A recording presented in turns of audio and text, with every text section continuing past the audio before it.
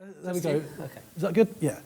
Right, so we want to open this up to questions now. Just to warm this up, just a simple one. What is the number one go-to interview question that you use when interviewing? We've talked a lot about talent this evening. There's a lot of people in this room that are hiring. What's your go-to question, if you have one? I'll go first, Yeah. I like leaning on the whole like growth mindset, and everyone's like, yeah, I've got a real growth mindset. I said, okay, great. Tell me about the last appraisal that you had with your boss. Tell me the advice that they gave you, and give me 3 examples of how you've changed behaviours as a result of that. Good. Mike. Hello. One of my favourite questions to ask is, what can we provide for you? I think it's really important that the interview process is a two-way thing, and I'm really interested to understand what someone wants out of their journey with us, because I want to make sure that we can actually give what they want out of their experience and time with us. So what can we provide for you in you coming to join us on our mission is one of my favourite to ask. I have a lot, so I'll stick to my favorite one. My favorite one is, what is your favorite app? And the best response, and I don't make /worse, was Tinder, and it was in the early days, and the candidate described it as a hot or not app. I was like, oh, classy. Very classy. I don't think I have an answer.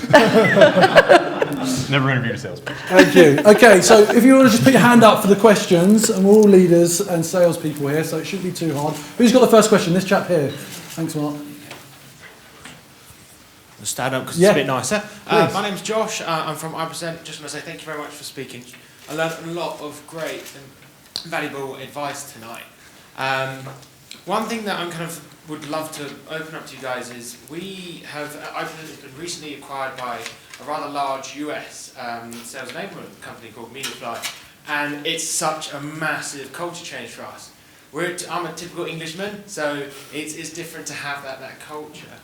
And what would you say when you're going into a new team of sales individuals that don't have maybe the same culture as you, don't have the same ideals as you, figures? What sort of open to everyone? What's your one piece of main advice that you would say, you're completely different to me? Do I change for you, or do you change for me? Got it. Thank you. So what's your advice for integrating into a new team? Firstly, I think people will always work better for a cause than a company. So defining a cause that can actually, be that can galvanise the team, irrelevant of if they're American or not, or whatever it may be. I would say is like the number one thing. And then the second thing is, great teams come together over solving problems, not over pints. So I would work on what collectively can you kind of solve.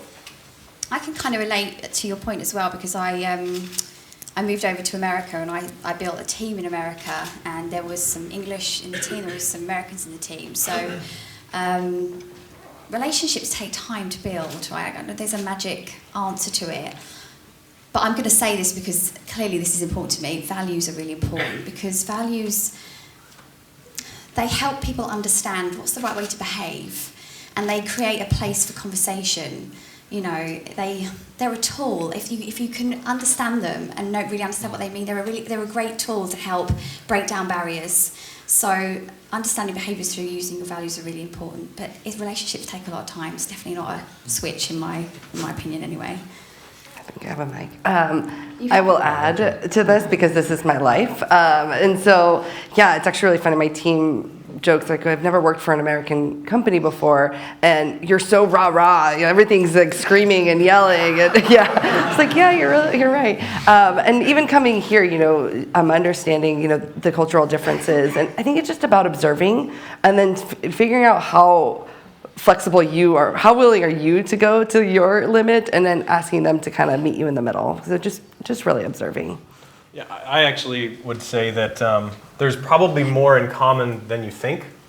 Yeah. I visited this is my first time visiting the London SalesLoft office, and we have other offices in America outside of Atlanta. We have in San Francisco, New York, and they're fantastic offices, but there's something special about the office out here that I've noticed, and it truly feels like the early days of SalesLoft.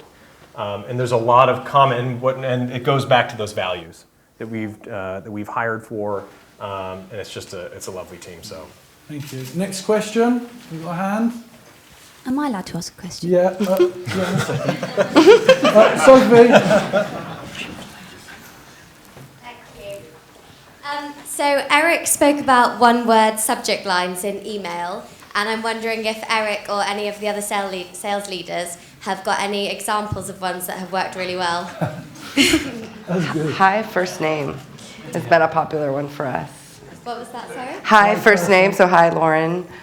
It's been very popular for us. Yeah, introduction works well.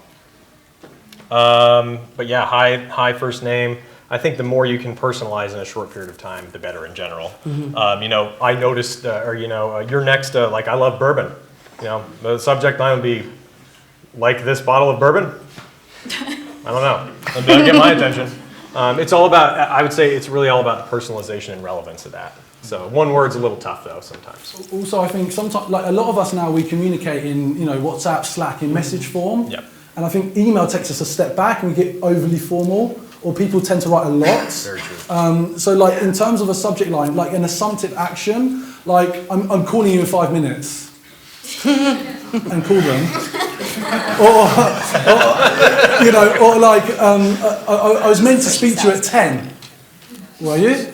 And some kind of like question in the subject line is something that you've seen from me. I'll have to say just one quick thing before I forget it. Please don't do the reply or the forward thing. Not cool.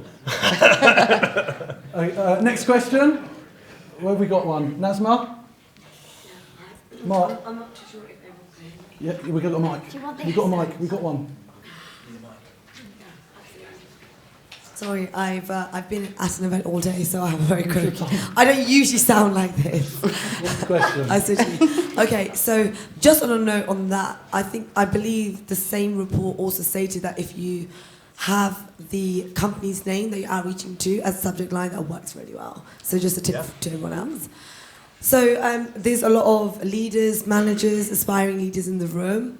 And even for myself, it'd be great for the audience and for myself, just for me to hear actually what is the one advice that you would give somebody that was in the audience or when you were early on in your career.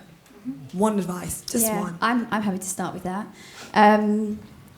Focus on doing a really good job of what you're doing today. And that comes from a person who, through my own lens, right? I've been really fortunate.